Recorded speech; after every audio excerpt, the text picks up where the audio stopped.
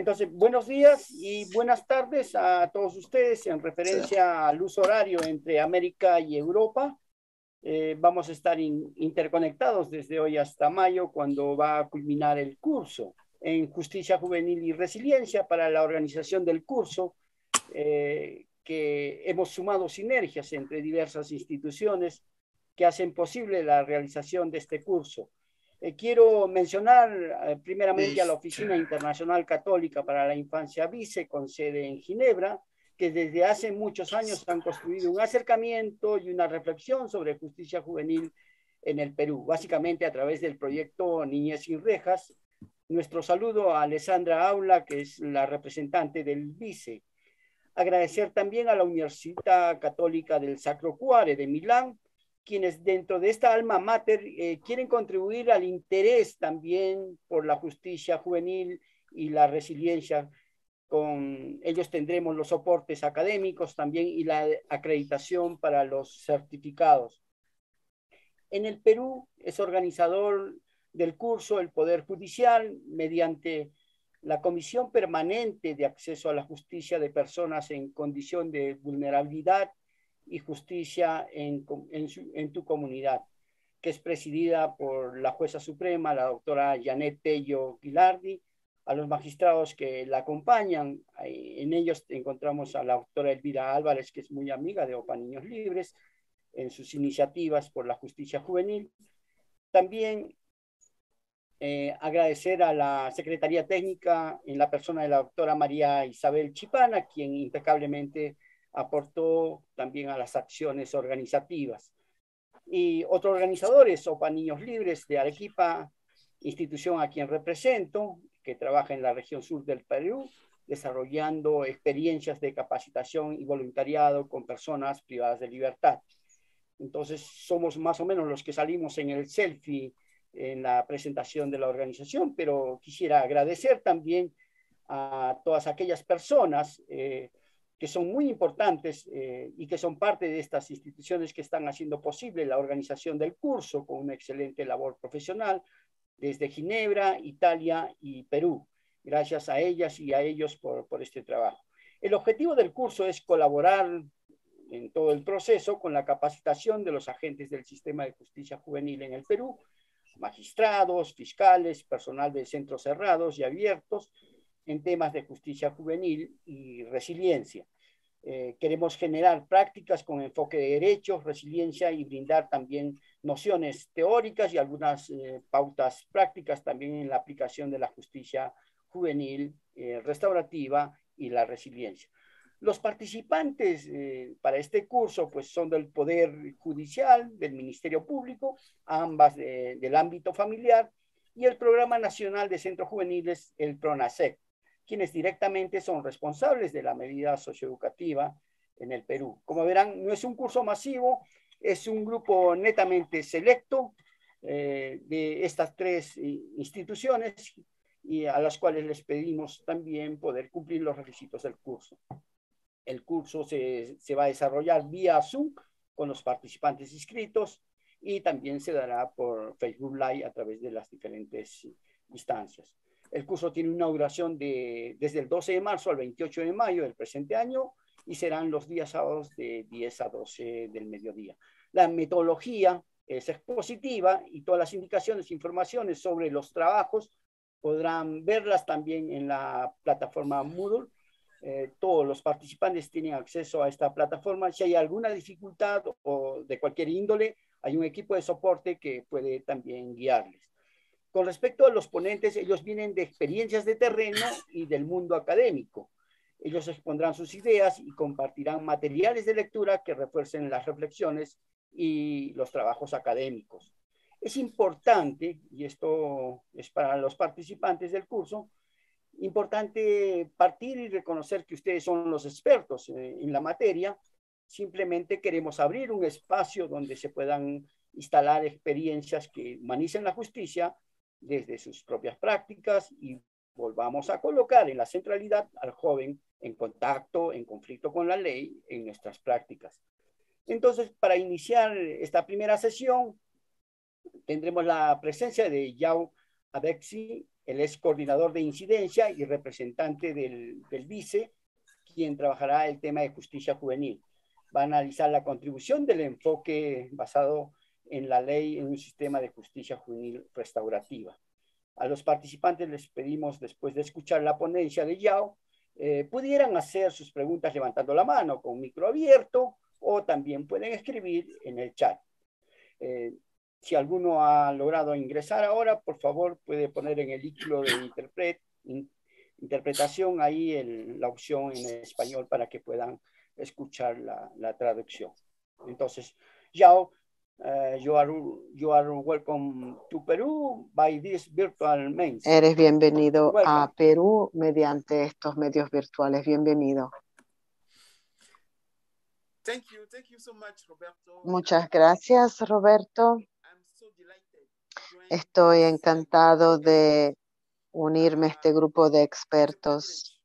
Es un privilegio estar asociado con esta iniciativa y los felicito por esta serie de cursos y creo que nunca dejamos de aprender. Este es un proceso de aprendizaje y espero poderles aportar algo que pueda contribuir a este proceso. Entonces, me pidieron que hablara del enfoque de justicia restaurativa para niños basado en los derechos. Como saben, Vice ha estado trabajando en este tema por hace mucho tiempo y estoy feliz que OPA y Comenta también en Perú hayan estado implicados en este proceso. Para comenzar, creo que empiezo diciendo que estamos trabajando dentro del marco de la Convención de la ONU sobre los Derechos del Niño, la Convención del 89, y esta convención es el tratado más ratificado en todo el mundo. Ha sido ratificado por cada país latinoamericano, ratificado por muchos países en todo el mundo. Solo los Estados Unidos no lo han ratificado formalmente, lo han firmado, pero no ratificado. Y esperamos que esto se haga en el futuro. Como ven, hay un consenso entre los estados. Hay una necesidad de que los estados asuman una acción sostenible para la realización de los derechos del niño. Por eso tenemos este consenso, esta ratificación universal de esta convención en particular.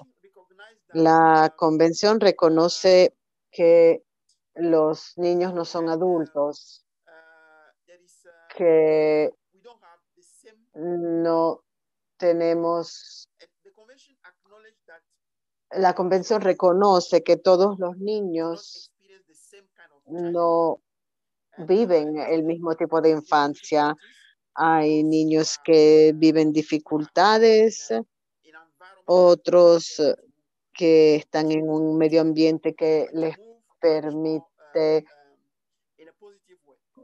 moverse más en forma positiva. Así que se necesita tener cuenta de las especificidades entre los niños. Los niños son diferentes de los adultos, tienen sus propias necesidades y vulnerabilidades.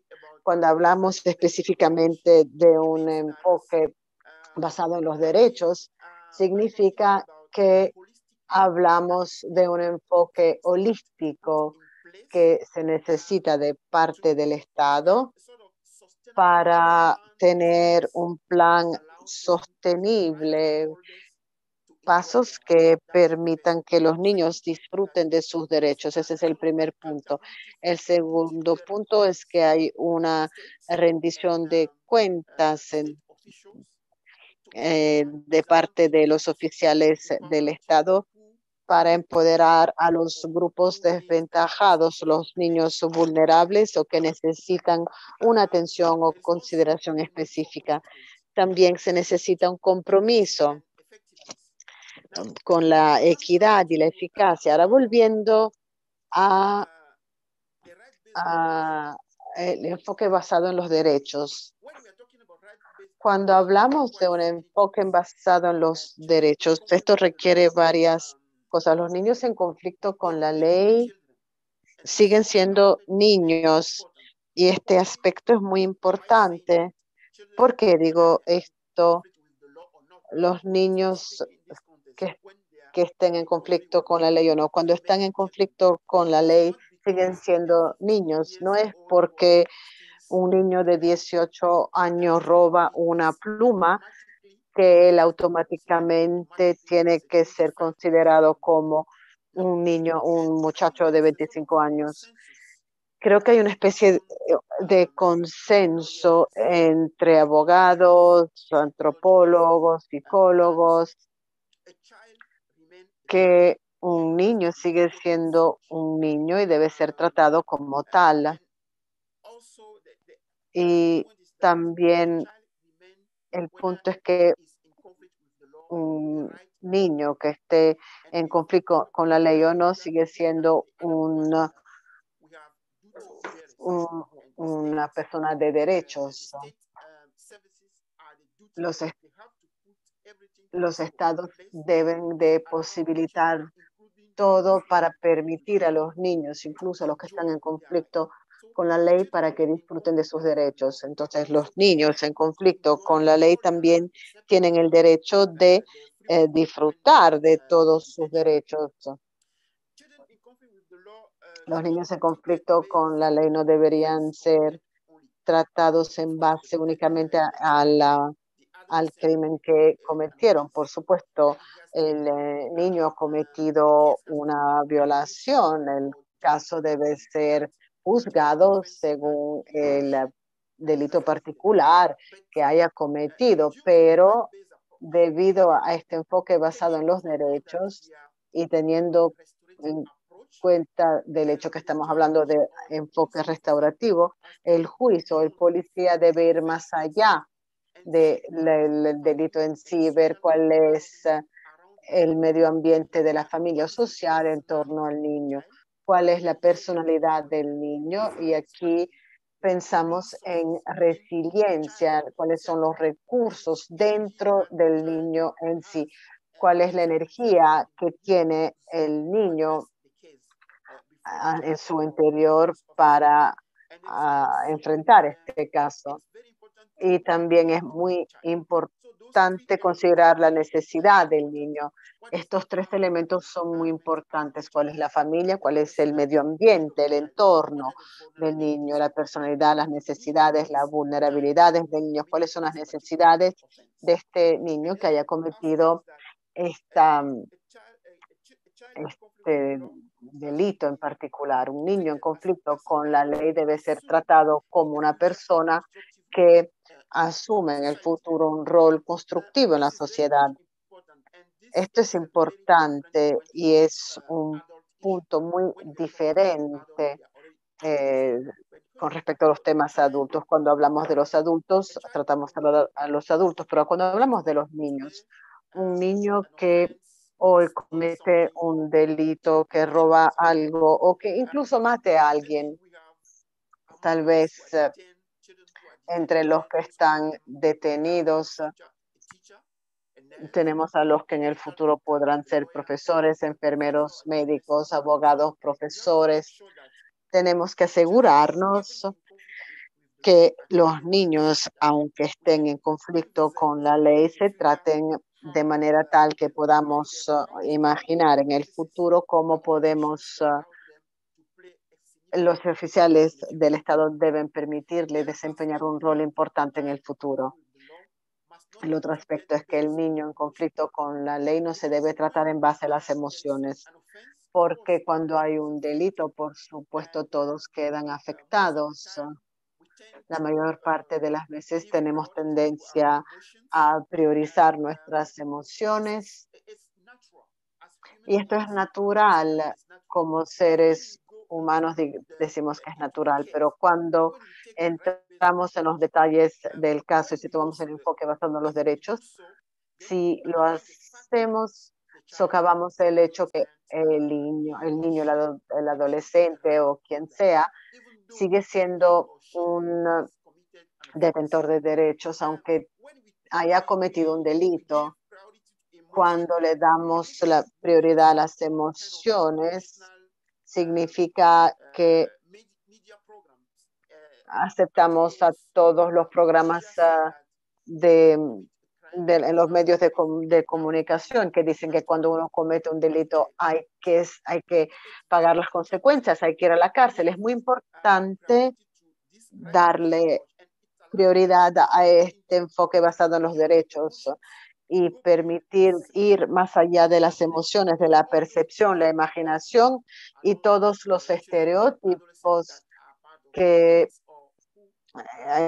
rodean a los adolescentes, niños que son parte de las bandas o que cometen un delito o una infracción, una ofensa. Cuando hablamos de caridad, no tengo nada en contra de la caridad. La caridad es algo que necesitamos en nuestra sociedad, en nuestras comunidades. Pero si decimos, ok, vamos a tomar un enfoque basado en la caridad, significa que basamos las soluciones solamente en las necesidades del niño. Pero el enfoque en las necesidades es diferente del enfoque basado en los derechos. Cuando no tenemos nada para afrontar las necesidades, dejamos de actuar, pero en base al enfoque basado en los derechos debemos de ser sostenibles, debemos de establecer soluciones a largo plazo para tratar el problema que los niños se enfrentan, incluyendo los que están en conflicto con la ley. Uno de los principios clave que se requiere cuando hablamos de este enfoque basado en los derechos en relación con la justicia juvenil es el mejor interés del niño como consideración familiar. Este es un punto clave y no es algo nuevo para ustedes. Todos conocen estos principios, el mejor interés del niño como consideración familiar cuando tratamos a casos en relación con los niños, sobre todo cuando se trata del niño en conflicto con la ley. Significa que el conflicto, si hay un conflicto entre diferentes intereses, se debe dar la opción al interés que sirve mayormente al niño. Por ejemplo, si un juez tiene que tomar una decisión entre encarcelar al niño antes del juicio o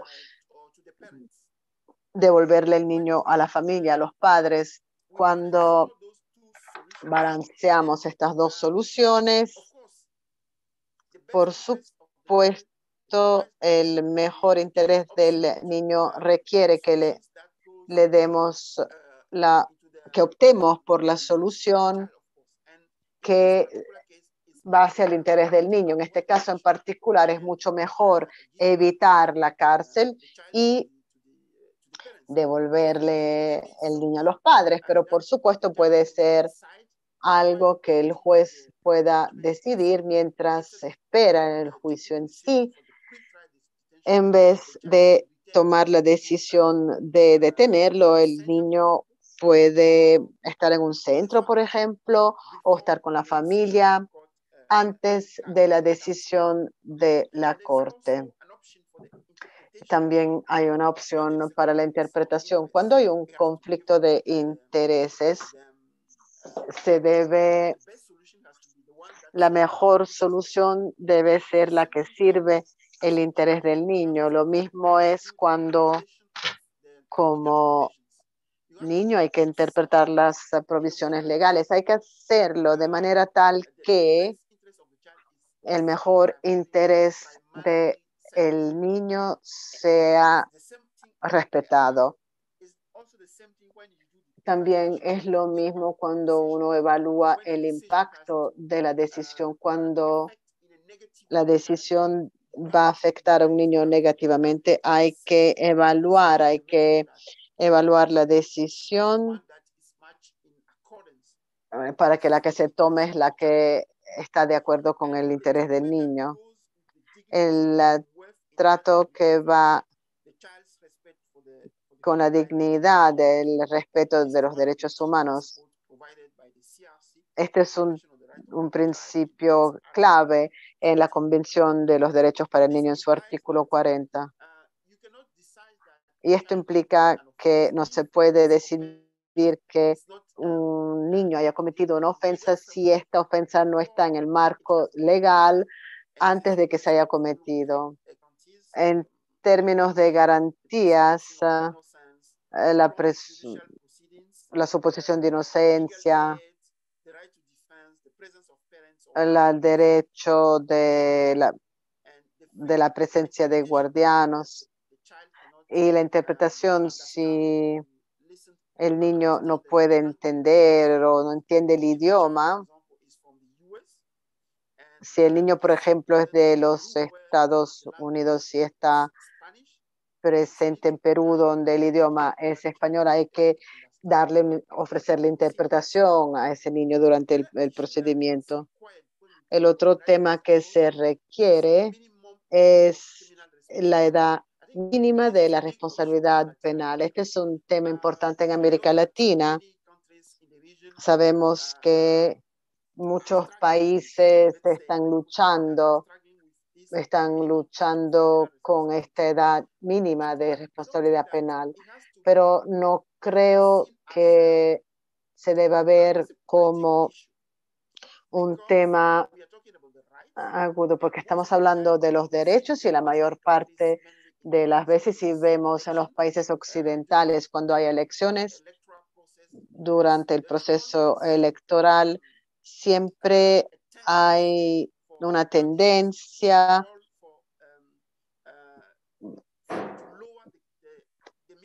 de los candidatos a reducir la edad mínima de responsabilidad penal, diciendo que cuando la reducimos podemos luchar en contra de la inseguridad. Los niños que cometen delitos o ofensas no arriesguen a la comunidad. Si reducimos la edad, se puede afrontar la situación, pero no es cierto, porque en la mayor parte de los países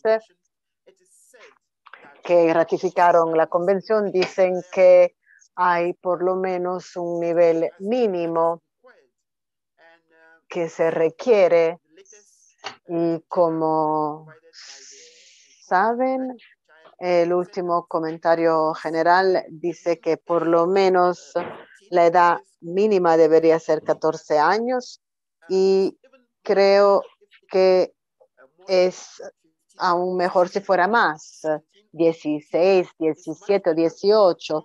Es mejor porque da la posibilidad al Estado de organizar la administración de la justicia, del sistema de justicia, para dar una respuesta adecuada a la situación. Y también cómo tratar a los niños en conflicto con la ley. Esto requiere el cuidado, la dirección, supervisión, asesoramiento. Saben qué significan estas otras situaciones, cuidado, pero también educación y formación profesional. Atención también a lo institucional. Esto es muy importante y los estados deben asegurar que haya alternativas a la cárcel para asegurar que los niños se traten en forma adecuada para su bienestar, en proporción a las circunstancias y las ofensas también. De nuevo, el enfoque basado en los derechos requiere que no haya actos de tortura, no haya tratos o penas crueles, inhumanos o degradantes cuando los niños están en un proceso criminal, que estén en la custodia de la policía. Los oficiales del Estado no pueden utilizar tortura o cualquier medio que ponga al niño en peligro. El artículo 37 de la Convención claramente dice que eso no se permite, que estos medios no son permitidos para tratar a el niño que tienen enfrente, que sean un policía u otro, aunque esté frente a la corte, el niño no se puede tomar ninguna decisión que afecte a la integridad física del niño. También existe la prohibición de la pena capital o cadena perpetua sin posibilidad de liberación. Sé que este es un tema crítico cuando hablamos de la pena de muerte, pero esta es una de las diferencias clave entre niños y adultos. Los adultos pueden enfrentar a la pena de muerte, pero con los niños en conflicto con la ley no pueden enfrentarse con cualquier tipo de pena capital o cadena perpetua sin posibilidad de liberación. Y esto se basa en los derechos. No se puede decidir que porque no les gusta el niño que cometió el delito, van a tomar una decisión con respecto a la pena capital. Eso no se permite en base al enfoque basado en los derechos. También existe la prohibición de privación de libertad ilegal o arbitraria. Yo sé que entre los participantes lo saben, que no se puede encarcelar a un niño. Un niño no puede estar detenido solo porque el delito es muy grave. La cuestión es que la mayor parte de las veces los sitios de detención están muy llenos porque los jueces utilizan a la detención en la espera del juicio. A veces no depende de ellos, depende del sistema, porque si el sistema no ofrece suficientes recursos para la investigación, eso le permite al juez tomar la decisión y entonces los niños pueden quedar en detención en la espera del juicio por un largo tiempo, que no cumple con los principios y las reglas de la legislación local y también de acuerdo con los derechos según la convención. Entonces, la mayor parte de las veces la detención ilegal y arbitraria depende del hecho de que hay demasiada detención en la espera del juicio y si es posible, los oficiales del Estado deben de abordar este tema y permitir que el sistema de detención maneje mejor la cuestión de detención de los niños. El niño en conflicto con la ley debe ser tratado con humanidad y respeto debido a la dignidad inherente a la persona humana. Creo que esta es una regla clave cuando hablamos del derecho del niño, en particular cuando se trata de los niños en conflicto con la ley. Y el niño detenido tiene que mantener su contacto con la familia y también tener acceso a las visitas.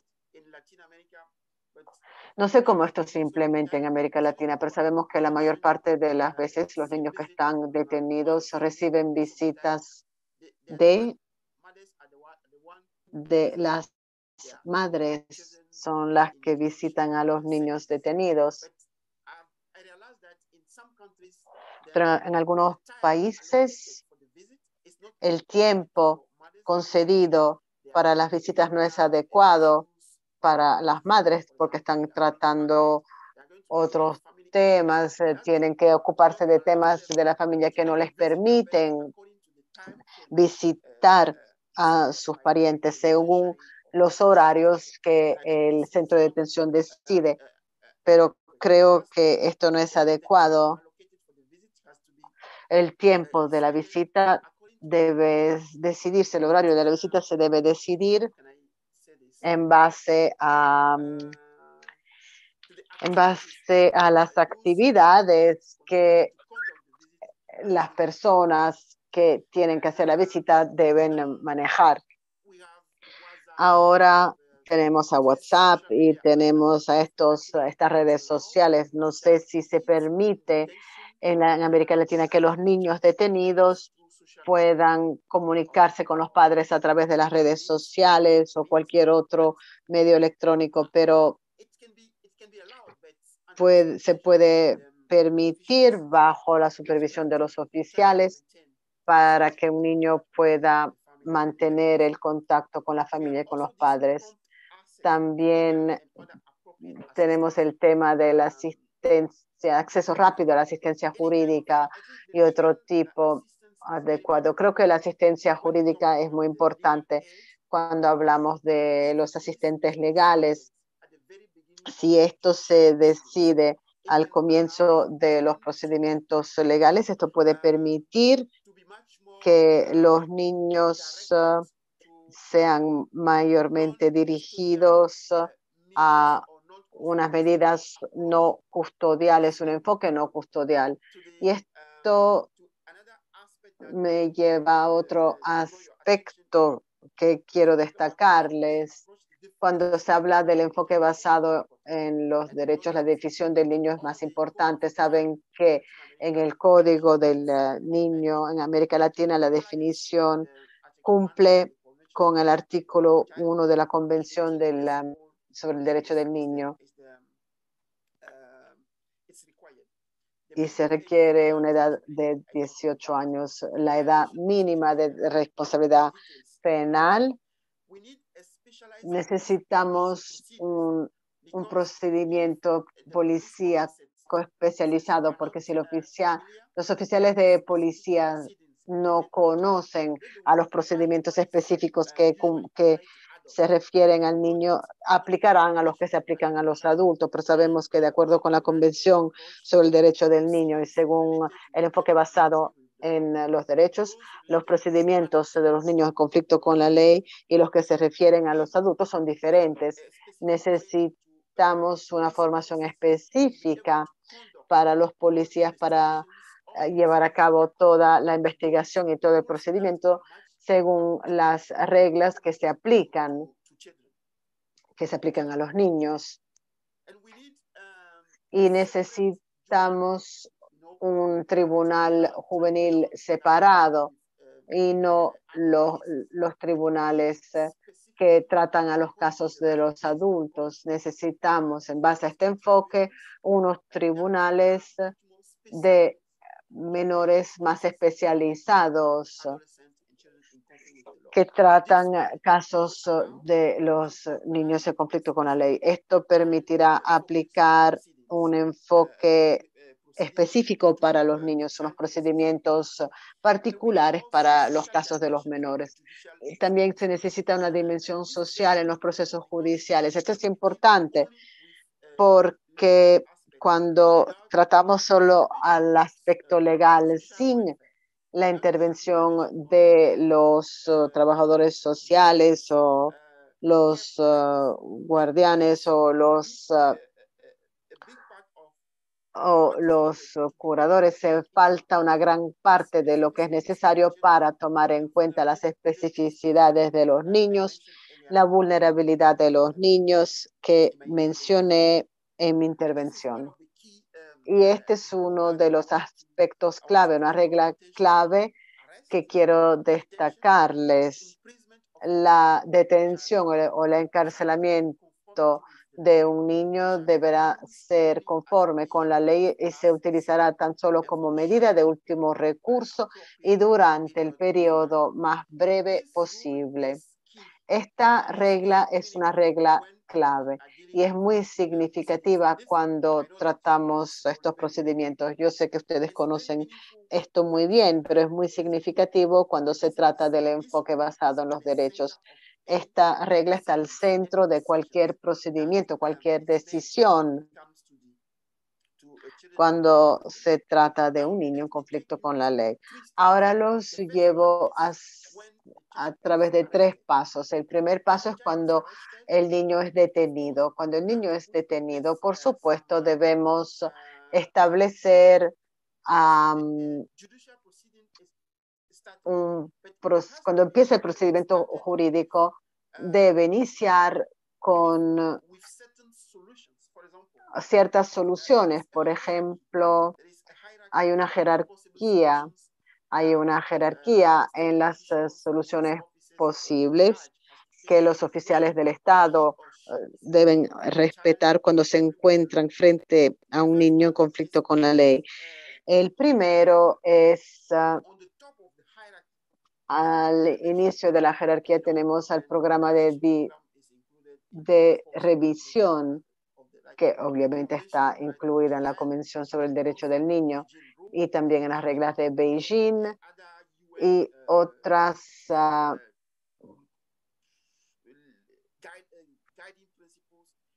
otros principios de la ONU, incluyendo los principios de base.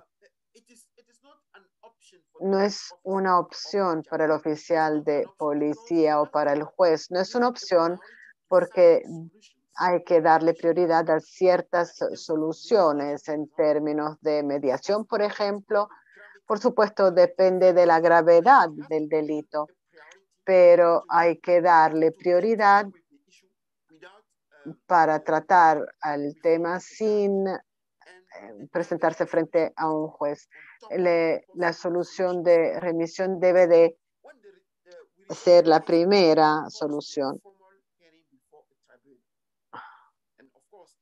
Y por supuesto, esto también incluye a procedimientos policíacos informales, pero también mediación por parte de trabajadores sociales. En América Latina tienen muchos servicios que tienen que ver con la mediación, pero esto tiene que ser hecho con el consentimiento de la víctima. La víctima debe aceptarlo, implicarse en un proceso de mediación y el consentimiento del niño, sus padres y guardianes también. Y la aceptación por parte del niño de la responsabilidad del delito es importante para llevar a cabo este proceso de mediación. Entonces, esto incluye soluciones en base a los principios de la justicia restaurativa y esto incluye mediación entre el delincuente, el niño que cometió el delito. También puede involucrar a miembros de la comunidad y también un facilitador, una persona nombrada específicamente para ayudar en el proceso de mediación. El primer paso es cuando llegamos al proceso jurídico en sí. Antes de que el juez tome su decisión, antes de la decisión del tribunal, tenemos que tener cuenta que la detención debe ser una medida de último recurso. Cuando se trata de la detención en la espera del juicio, hay que asegurarnos que le demos prioridad a medidas de prevención, la residencia en una institución o incluso devolverle el niño a la familia antes de la investigación, antes de que se lleve a cabo la investigación, que le dé los elementos al juez para la decisión, pero antes de la decisión se necesitan estas medidas para evitar la detención. La solución también de residencia en una institución, en un centro, también es una solución que se puede adoptar. Hay que reducir también el número de niños que están esperando una decisión de la Corte. Hablaba de la detención en la espera del juicio. La mayor parte de las veces los sitios de detención están demasiado llenos porque hay muchos niños bajo este régimen porque la solución todavía no se ha encontrado para sus casos, porque la investigación todavía no se ha llevado a cabo. A veces el juez mismo no no decide detener al niño, pero por alguna falla en el sistema se decide detener al niño.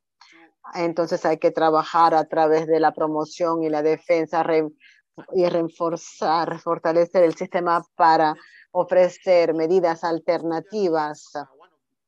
Las medidas no privativas de libertad es un elemento que se debe poner en el primer lugar entre las soluciones. Cuando un niño es declarado culpable, porque es posible que un juez, y no está prohibido que un juez decida detener, encarcelar a un niño, no está prohibido, pero cuando un niño es culpable hay una jerarquía, como dije en las sanciones. Las alternativas a la detención deben estar en el primer lugar entre las soluciones. Si la detención tiene que ser la detención, entonces debe ser por un periodo de tiempo lo más corto posible.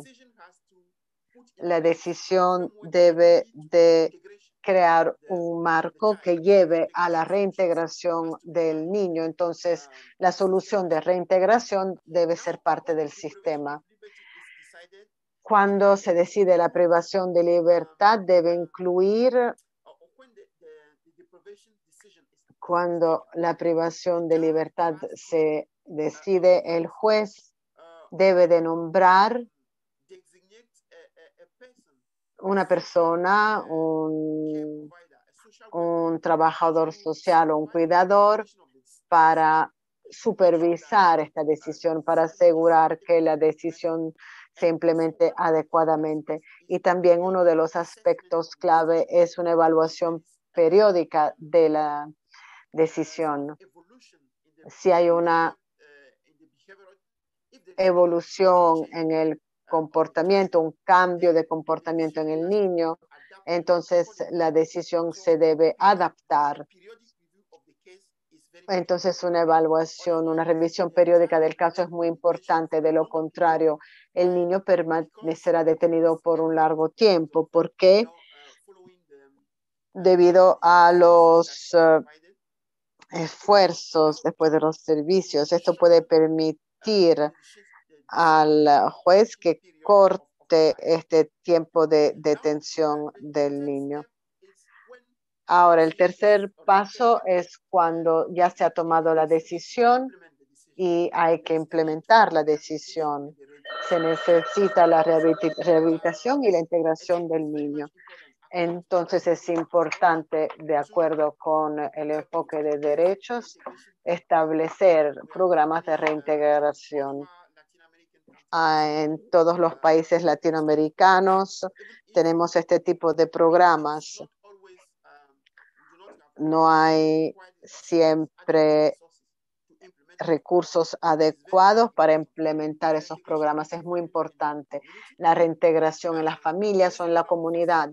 Esos programas tienen que facilitar la reintegración en las escuelas públicas, por ejemplo, escuelas de formación. Podemos utilizar el enfoque de resiliencia en términos de tutoría, seguimiento, unos cursos específicos sobre el enfoque de resiliencia, y tendremos más detalles sobre cómo se puede utilizar la resiliencia para ayudar a los niños en términos de reinserción y rehabilitación. Se necesita ofrecer un apoyo adecuado a las familias, porque cuando un niño regresa a la familia o a la comunidad, los oficiales del Estado, los servicios del Estado deben darle un apoyo adecuado a la familia para poder manejar, gestionar a este niño en la familia. También tenemos que mejorar la protección social. La protección social incluye, por ejemplo, cualquier tipo de ayuda que se pueda ofrecer a la familia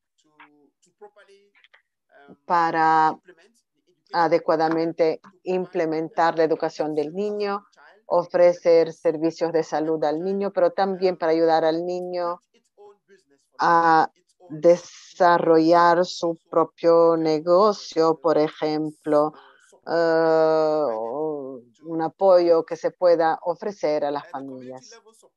A nivel de la comunidad, el apoyo, creo que es importante destacar el rol de las municipalidades, las autoridades locales tienen un rol clave en términos de reintegración del niño. La mayor parte de las veces los niños en conflicto con la ley hasta el momento de la decisión del tribunal, cuando se llega a la implementación de, digamos, de gestión de un negocio, cuando se requiere el apoyo de una familia, hay una brecha. Entonces, creo que es importante reducir esa brecha y darle el apoyo requerido a los niños. Un último punto que creo que es muy importante es lo que yo llamo la garantía de no repetición, porque cuando no hay un marco, cuando no hay unas soluciones de prevención, entonces significa que el niño que estaba en conflicto con la ley y que beneficio del programa de reintegración también puede volver a cometer el delito o volver a robar. La repetición es algo que hay que prevenir y esto requiere un medio ambiente legal social para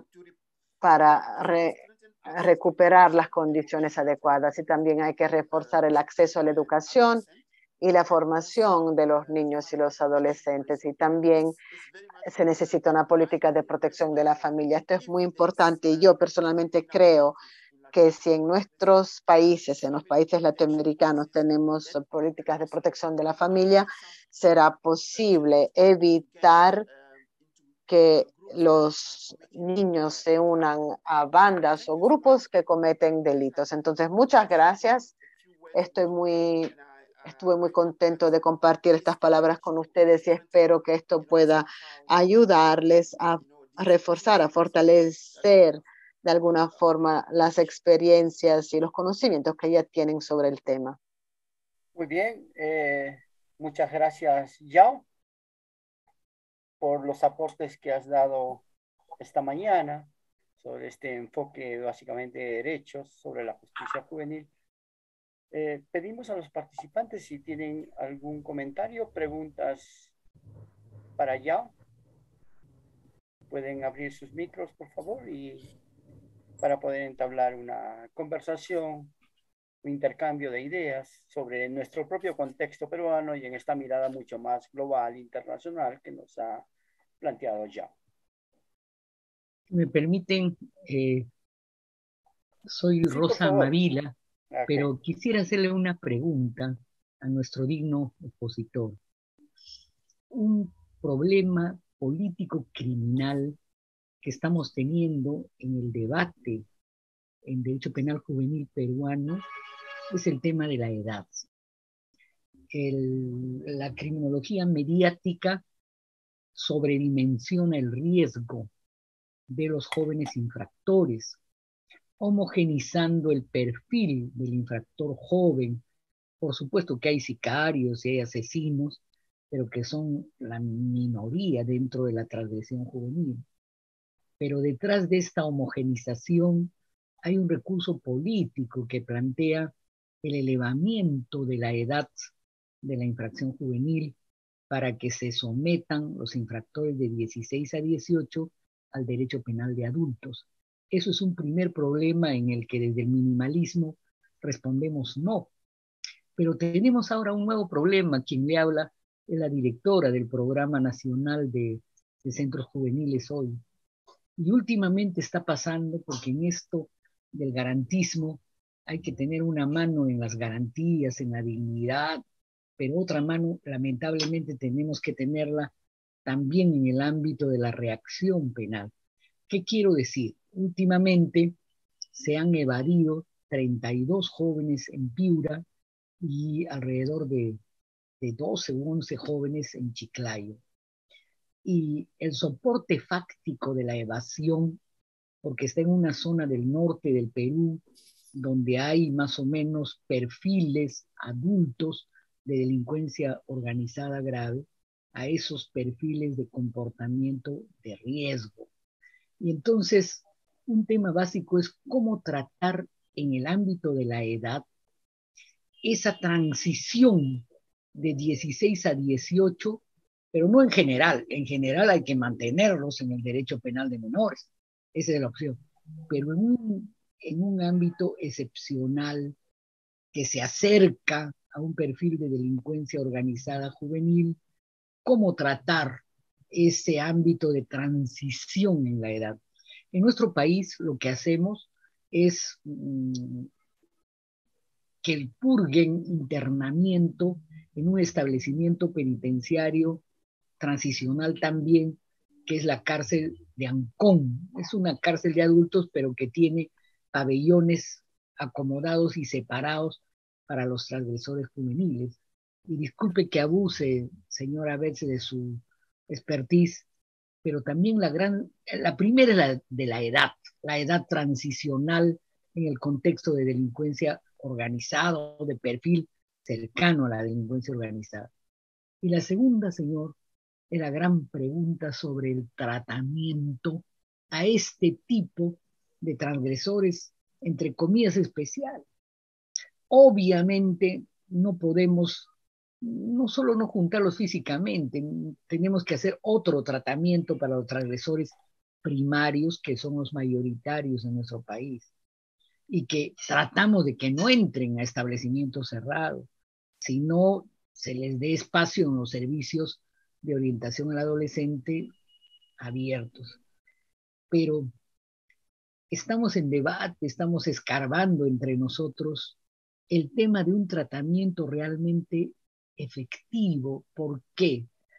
Porque con muy buena fe hemos trabajado técnicas de orientación asertiva, para cambiar modelos de comportamiento, generar valores, proponer otra valoración de perfil cívico y ciudadano, y ahora estamos intentando incorporar el perfil laboral, pero hay algo que no podemos obviar en el tratamiento juvenil, sí o no, que es, disculpe la ambición, señor Yao, pero oportunidades como estas son pocas en nuestro país. Muchas gracias. Thank you for the two questions. Gracias por estas dos preguntas. Creo que las preguntas acerca de la edad son muy sensibles. El tema es muy sensible porque requiere, implica muchos temas, en particular temas de seguridad. Cuando se asocia la edad mínima de la responsabilidad penal a el tema de la seguridad, tenemos muchos desafíos. El primer tema es que tenemos el principio. El principio es que en la convención no hay una provisión específica que le diga al Estado que tiene que observar una edad específica de responsabilidad penal. No hay nada como eso en la convención, pero se dice que un Estado que ratifica la convención debe establecer una edad mínima. El Comité sobre el Derecho del Niño destaca que por lo menos debería ser 14 años la edad mínima de responsabilidad penal, 14 años. Si en su país está por debajo de 14 años, eso significa que no cumple con lo que dice el Comité sobre el Derecho del Niño. Por supuesto, la mayoría de los estados dicen que no es algo obligatorio, es una recomendación de parte del Comité sobre el Derecho del Niño. El comité está a cargo de la implementación de la convención, tiene la autoridad de ofrecer dirección y recomendaciones a los estados en términos de cómo deban tomar los pasos adecuados para implementar la convención. Dicho esto, a mi parecer, cuando estamos tratando este tema de la edad mínima de responsabilidad penal, tenemos que evitar hablar de política. Como dije, siempre ocurre durante un proceso de elecciones, lo noto en Francia. Cada vez que hay un proceso de elecciones presidenciales, surge este tema, porque presentarse como un candidato que quiere tratar los temas de seguridad tienen tendencia a sugerir una reducción de la edad para la responsabilidad criminal. Creo que esto no es responsable, porque cuando uno reduce la edad mínima de responsabilidad criminal va a haber muchas consecuencias. Lo primero es demasiadas personas, los centros demasiado llenos, porque digamos que la edad mínima es 16. Si la llevamos a 10, significa que va a haber muchos niños detenidos. Va a haber muchos niños detenidos y al querer resolver un problema, se crea otro.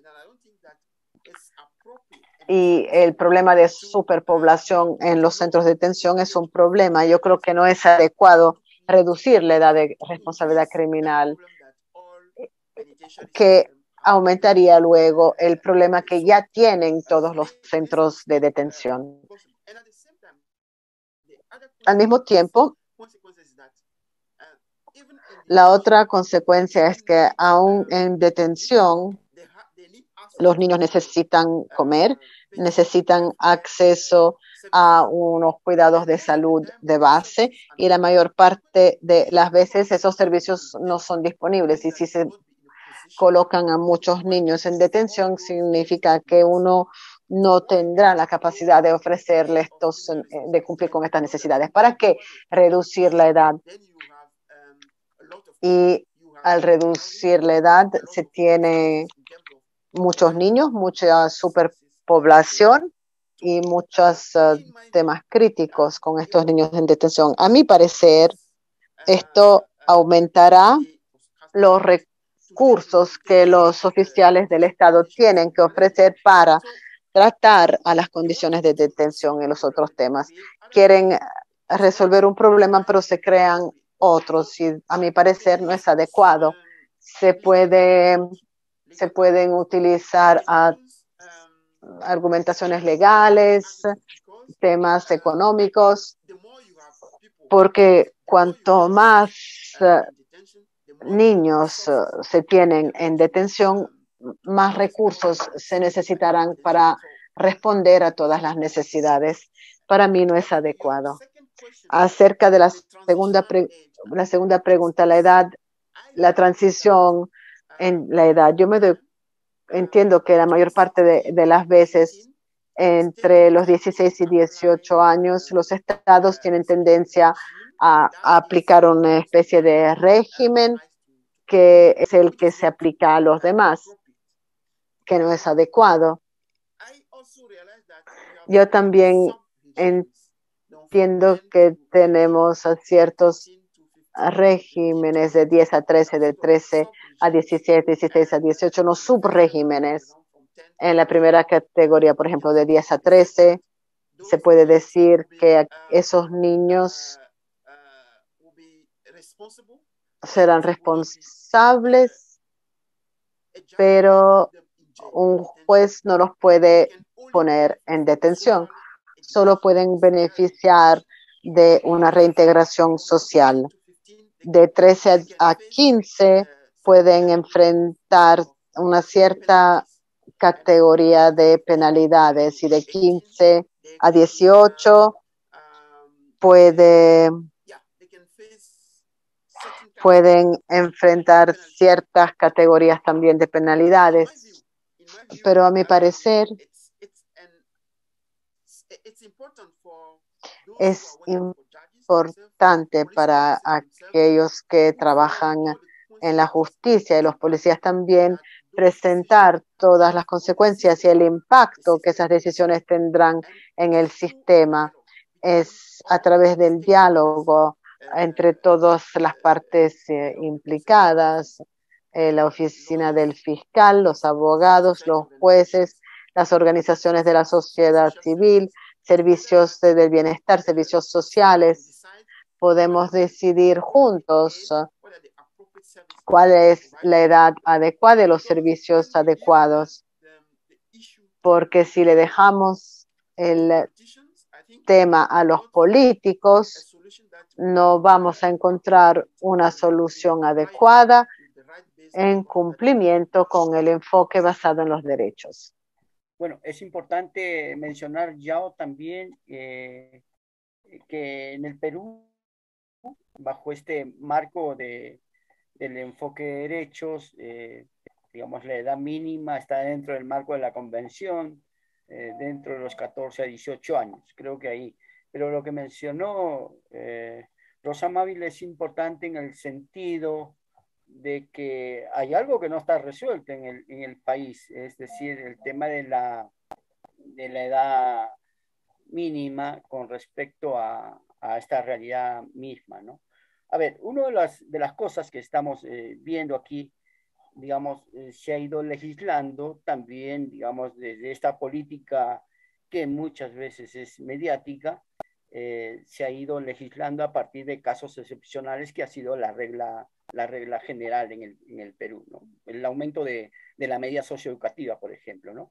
Entonces tenemos un máximo de, primero pasamos en los 90 de los 3, después pasamos a los 6 años y después estuvimos con los 8 o 10 años, ¿no? Por los diferentes infracciones, entre comillas, delitos. Entonces, creo que esto es algo muy importante. Ahí está también en la discusión política, en la discusión mediática también bajarle la penal a 16 años y pasarlos al ámbito de la justicia adulta, ¿no? Entonces creo que esto es importante también verlo, que son dos, le dicen dos papas calientes que no hemos logrado resolver hasta ahora, pero sin embargo hay que dar algunos datos importantes, es decir, en el sistema, tanto abierto y cerrado, existen más o menos unos 4.500 jóvenes que están insertos en contacto y en el conflicto con la ley, ¿no? Entonces, ¿qué significa esto en esta cantidad de jóvenes peruanos entre 14 y 18 años? Quizá se ha levantado mucho este mito, esta información, como si los jóvenes entre 14 y 18 años pues, son la suma de una delincuencia. Entonces, hay un mito también que han levantado los medios de comunicación frente a este problema. Entonces, frente a esta situación, digamos, se interviene populistamente, digamos, para poder intervenir. Creo que es interesante también poder reflexionar esta realidad en relación también a lo que significa el tema de tratamiento, ¿no? Es decir, si hay situaciones de fuga, si hay situaciones que se están dando dentro del escenario nacional con los jóvenes, habría que ver lo que tú realmente has dicho, ¿no? Esta garantía, digamos, dentro de lo que significa la atención de la medida socioeducativa, tanto en el medio cerrado. Entonces, creo que ahí hay que cambiar las miradas y los enfoques con respecto, básicamente, no solamente al joven, es decir, el indicador que tenemos del joven es sus cambios de conducta, pero básicamente tenemos que tener en cuenta que no solamente es este indicador de conducta, sino hay que medir de otras maneras la idea, por ejemplo, cuando un juez manda a una medida socioeducativa de 8 a 6, 4, 3 años, ¿qué significa esto dentro de las emociones del propio joven, ¿no? Y el joven tiene realidades totalmente diferentes. Hay jóvenes que están pues con un acercamiento familiar, otros que se han divorciado de este acercamiento familiar. Es decir, hay un conjunto y esto tiene que ver también con el trabajo interdisciplinario. Entonces, este trabajo interdisciplinario pues necesita también reelaborar sus nuevas teorías para no ir tratando de tener estereotipos que nos digan, pues el comportamiento de este joven ha cambiado, ¿no? Entonces, creo que esto lo conocemos muy de cerca dentro de la realidad. Buenos días con todos acá desde Perú. Saludar al expositor Yao Atbexe. Y mi pregunta, más que una pregunta, quería saber su opinión del expositor, pero primero quería colocarlo en contexto. En nuestro país, Perú, como bien mencionó Roberto Cervantes, la edad mínima de responsabilidad es 14 hasta un marco de antes de los 18. Primer dato. Segundo, el Tribunal Constitucional peruano se ha pronunciado de que dentro del derecho a la libertad sexual, pues los adolescentes tienen esta libertad a partir de los 14 años. Y tercero, la observación general número 10 del Comité de los Derechos del Niño, modificada por la observación general número 24 del 2019, también del Comité de los Derechos del Niño. Esto como marco para poder realizar la pregunta, o más que pregunta, buscar la opinión del expositor.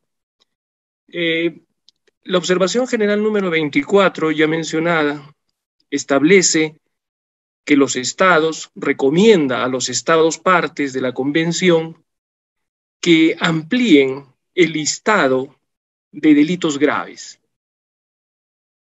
Esa parte de la recomendación de ampliar el listado de los delitos graves y que esta revisión sea progresiva, es decir, en buenas palabras nos está diciendo cada vez más tú amplía la posibilidad de aplicar la justicia juvenil restaurativa o los medios alternativos que se puedan presentar para resolver los conflictos en los que se ven involucrados los adolescentes. El gran problema que se plantea, creo yo, al margen de la edad, es este concepto de la gravedad que nos merece un reestudio a partir de esta observación general número 24, que al parecer no sé cómo haya pasado advertida por otros estados partes, pero a lo menos en lo que concierne a Perú, veo que todavía no se ha dado ese reestudio. Y esto lo digo desde la función que cumplo.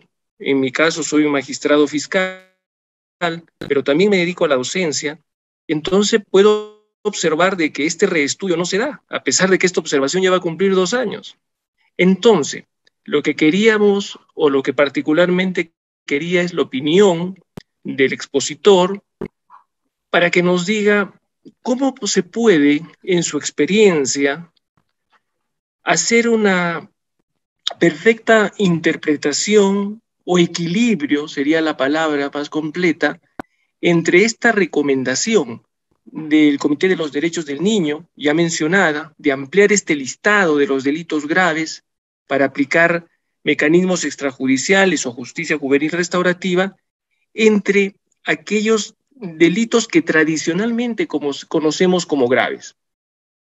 Por ejemplo, imaginémonos que una adolescente de 13 años, es decir, según nuestra legislación aún no tendría pues esa permisibilidad para ir conociendo el derecho a su libertad sexual, sostiene relaciones con un adolescente de 15 o 16 años, en la que no ha mediado la violencia, en la que ha habido un consentimiento que, claro, por su edad, de acuerdo a nuestra legislación, es un consentimiento que no se toma en cuenta.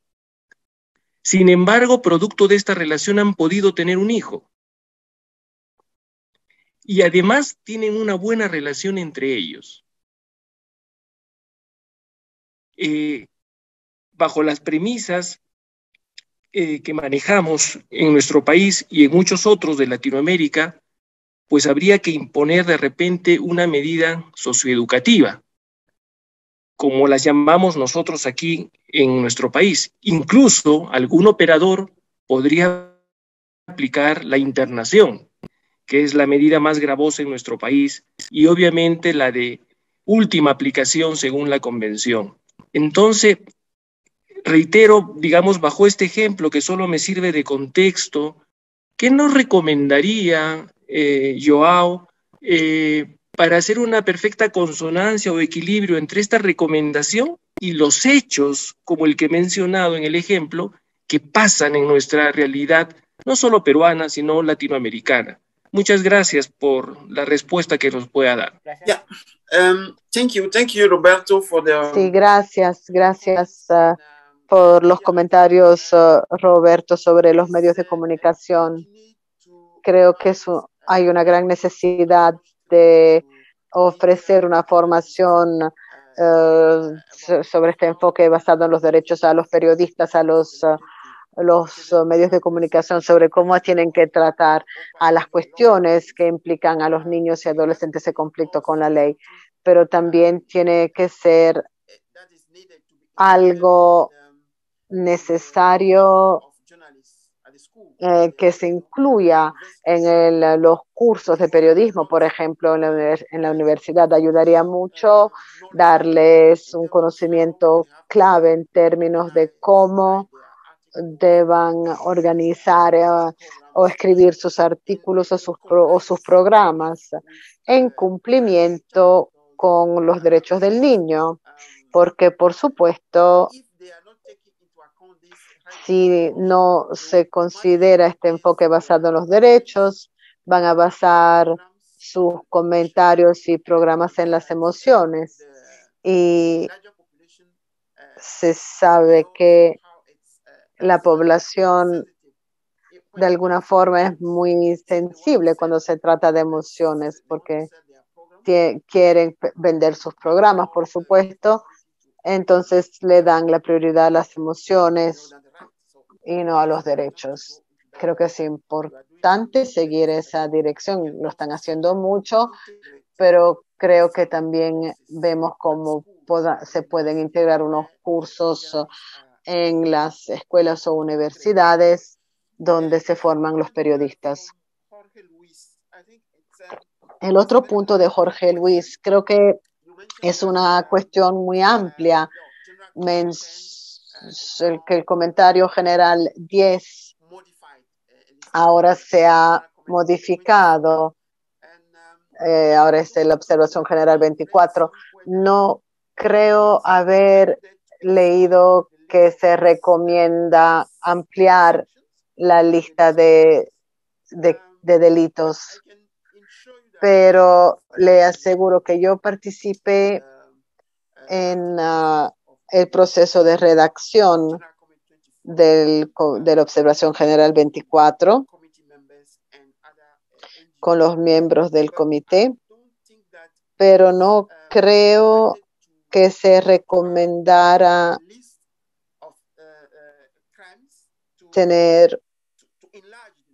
ampliar la lista de los delitos. Lo que dice es que el sistema debe de estar en cumplimiento con el nullum crimen. En principio, no se puede condenar un niño cuando el delito no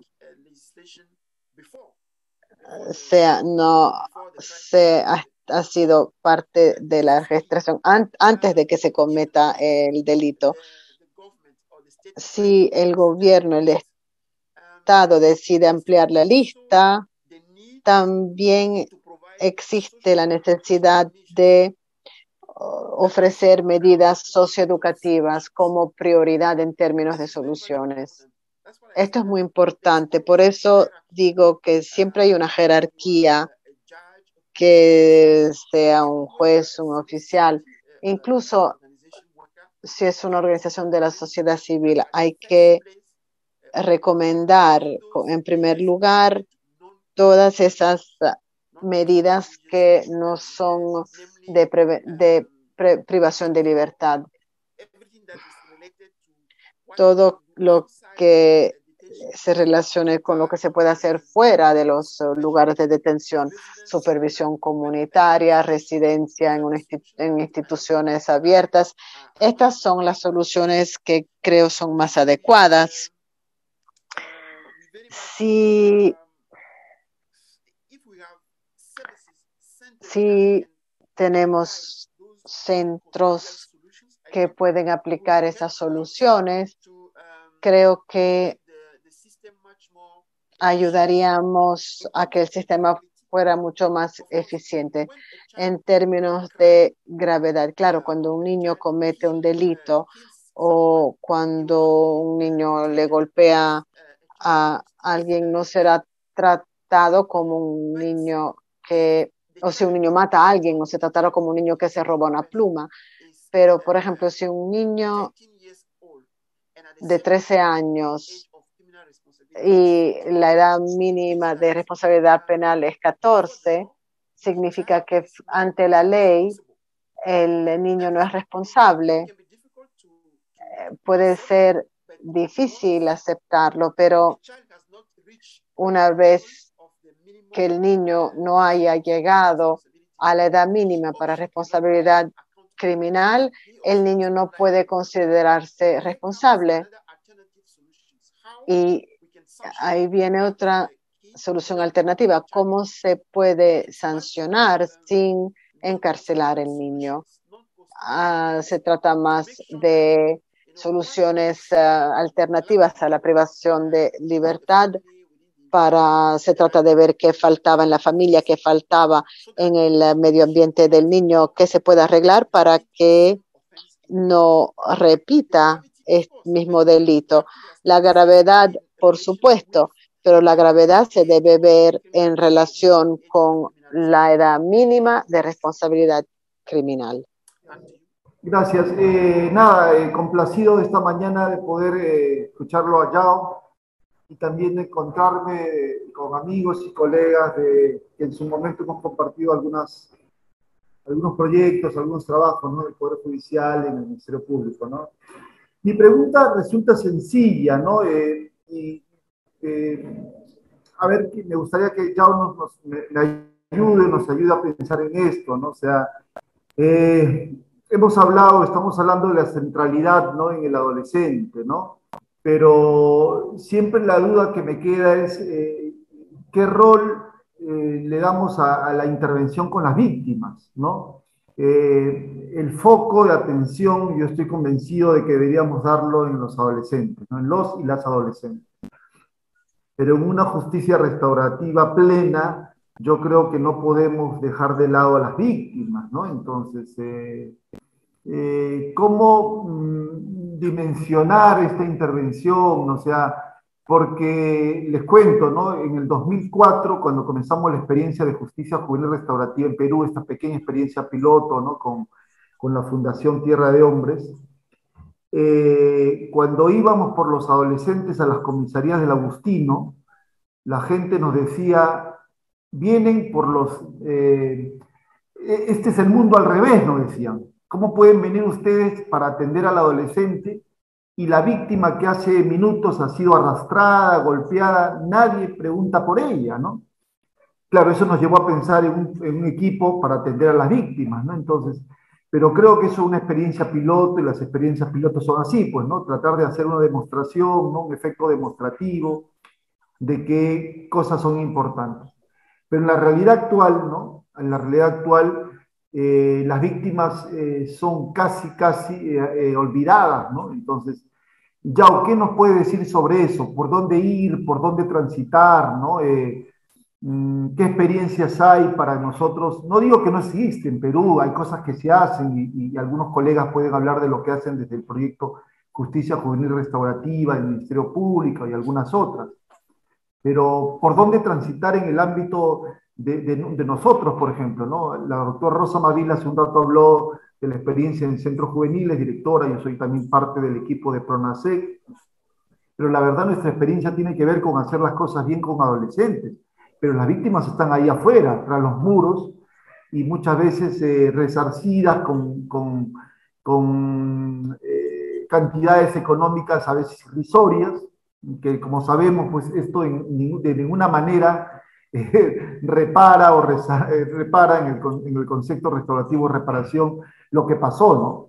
Entonces me gustaría, Yao, que nos ayudes o me ayudes a pensar un poquito por dónde ir, qué hacer con eso. Te agradezco por tu respuesta. Thank you so much, Raúl. I think it's, Gracias, Raúl.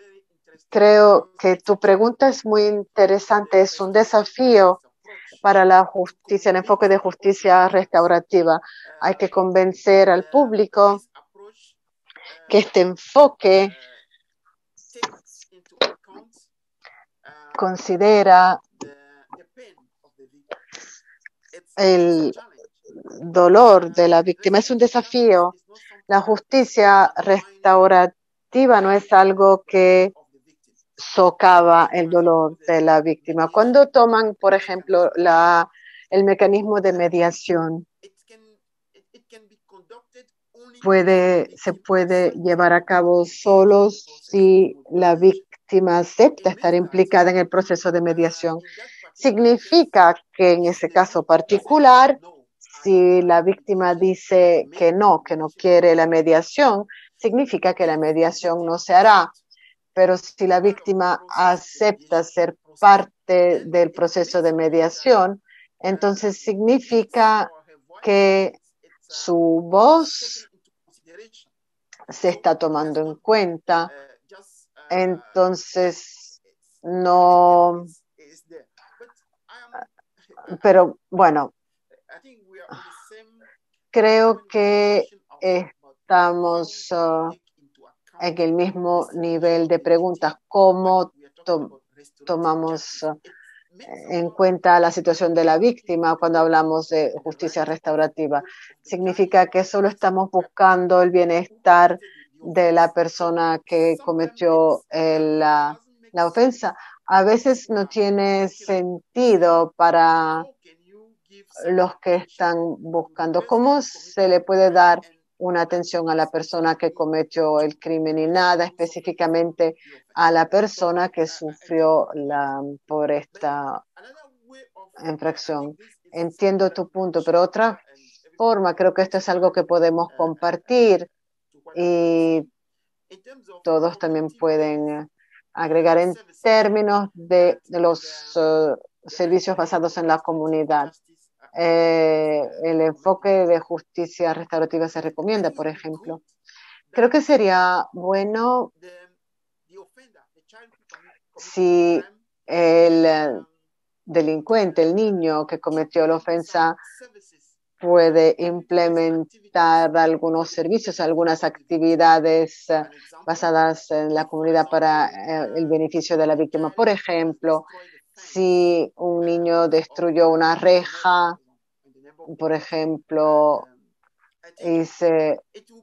creo que sería bueno que el oficial de policía le requiera al niño que arregle la reja y también que haga otros servicios como signo de reconocimiento por el hecho que él o su acción le ha causado dolor a la víctima.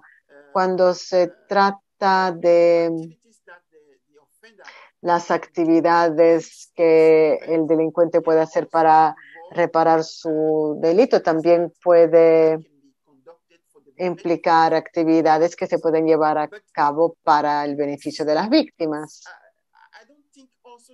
No creo que las víctimas se olviden cuando hablamos de justicia restaurativa, porque participan en el procedimiento, tienen a una voz, tienen la posibilidad de decir que la decisión del juez que el juez está tomando no es adecuada.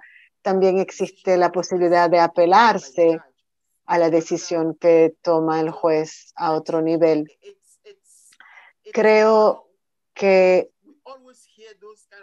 siempre escuchamos este tipo de temas y tenemos que tener cuenta de estos temas y asegurarnos que las víctimas no sean olvidadas, aunque hablamos de justicia restaurativa.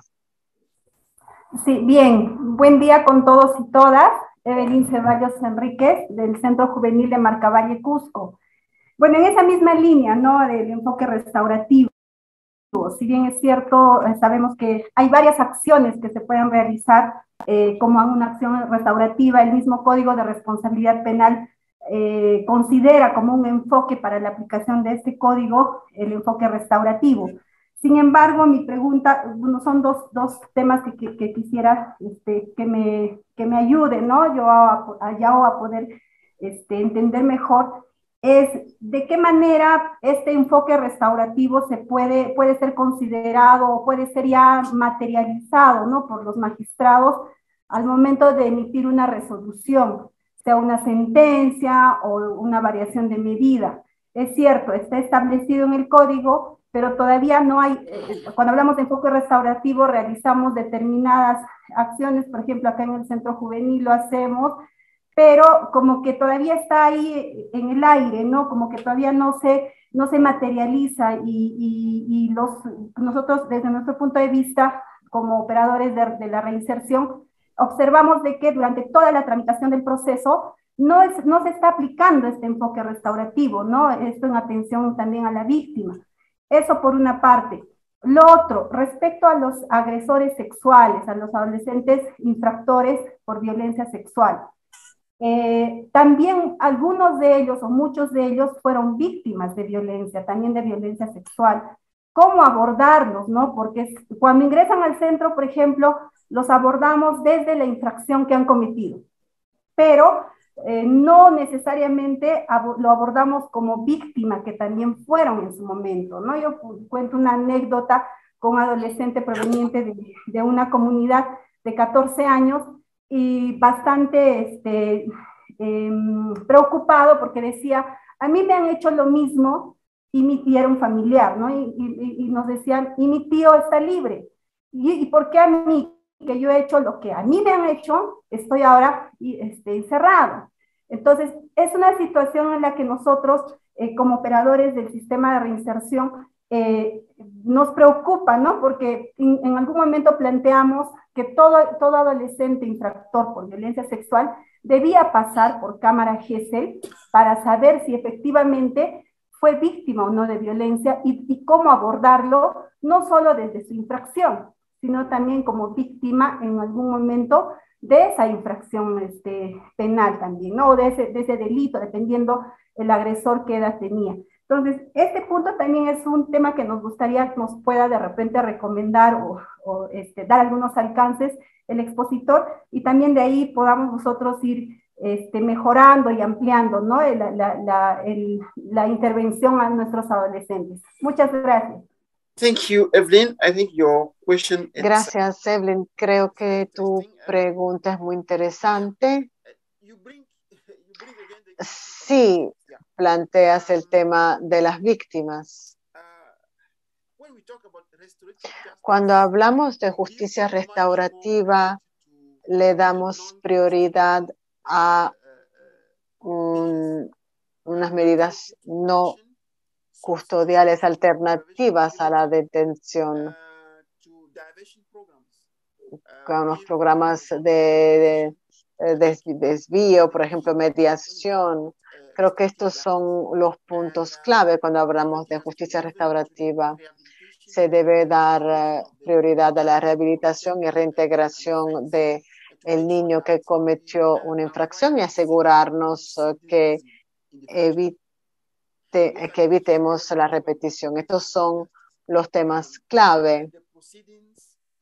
El procedimiento, los servicios se deben ofrecer de manera que se pueda acompañar el niño y su familia, teniendo cuenta de la familia, del medio ambiente social, pero también cómo podemos juntos establecer garantías de no repetición para asegurarnos que el niño no va a cometer la misma infracción. Estos son algunos de los elementos clave en el sistema de justicia restaurativa. Ahora hablando de la víctima, y hablaste específicamente de los agresores sexuales. Creo que el tema principal con respecto a la víctima es el acceso a la justicia. Cuando hablamos de los derechos, un niño que comete una ofensa sexual, tenemos que hablar también de los derechos de la víctima. específicamente acerca del acceso a la justicia. Hay que ofrecerle asistencia legal, protección social, medidas de rehabilitación, diferentes tipos de protección, de manera que la víctima también tenga acceso a la justicia. Si la ofensa le impide a la persona que hacer sus actividades normales, el acceso a la justicia debe permitir a la persona que se implique en actividades que pueden sostener o reforzar el proceso de rehabilitación. Mi punto principal en este tema es el acceso a la justicia, acceso a la justicia a las víctimas. Es bueno hablar de los derechos de los delincuentes, pero al mismo tiempo no debemos olvidar el acceso a la justicia. Y el acceso a la justicia es tener la posibilidad de ir a la estación de policía y ser escuchados con policías bien formados que puedan escuchar la víctima, que puedan proceder con el caso, que puedan trabajar junto con los jueces para tomar las medidas adecuadas para proteger también a la víctima. Yao, disculpa que quiera desarrollar la contradicción, ¿no? Y lo hago desde un pleno convencimiento en el derecho penal del menor. Yo he sido miembro del Grupo Latinoamericano de Criminología Crítica. Mi profesor ha sido Alessandro Barata y comparto con Zaffaroni y compañía mitos y perspectivas político-criminales. Sin embargo, cuando estás sentado en el toro de la gestión pública, Yao, se te presentan problemas nuevos, ¿no? Y esto es, mira, lo voy a poner en un ejemplo así. En un grupo de mujeres feministas, cuando trabajamos el tema victimológico, los derechos de la mujer, nos movemos pues en un escenario de pares, de iguales, de paradigmas comunes, ¿no es cierto? Y yo creo que ahora estamos sentados personas que nos movemos en un mismo escenario, de paradigma de derechos humanos, de reconocimiento de la víctima, ese olvidado de la ciencia penal, de paradigma de, en lo posible, no aplicar medidas privativas de libertad a los jóvenes, que sean la última ratio, por supuesto, pero sabemos que, estimados amigos, también en el escenario de la transgresión juvenil está el otro escenario. Y por eso, claro que hay que aplicar justicia restaurativa. Yo me atrevería a decir, Yao, que más bien hay que bajar a la tierra medidas específicas de política, y política en el buen sentido de la palabra, y justicia restaurativa. Es decir, cómo se come la justicia restaurativa en políticas de gestión local, en políticas comunitarias en nuestros países. Pero yo siento que todos los que estamos sentados acá, estamos en esa cancha. Ese es nuestro principal escenario de reflexión.